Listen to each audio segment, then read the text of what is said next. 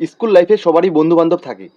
কারো বন্ধু খেলাধুলাতে ভালো হয়, কারো বন্ধু ভালো গান করে, কারো বন্ধুর মন ভালো হয়, আবার কারো বন্ধু পড়াশোনাতেও ভালো হয়। কিন্তু আমি যেগুলা বন্ধু বান্ধবের সাথে মেলামেশা করতাম একদম আলাদাই ছিল।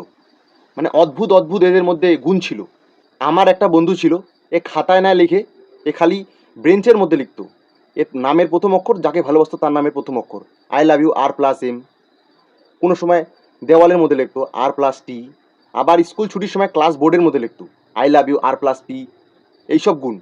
আবার একটা বন্ধু ছিল যে গায়ককে ফলো না করে কুকুরকে ফলো করতো, কুকুরের সুর বের করতো। এতটাই ভালো সুর বের করতো কুকুরের যে কুকুর আগে দেখে অবাক হয়ে যেত যে কী ব্যাপার, এ দেখতে মানুষের মতন কেন।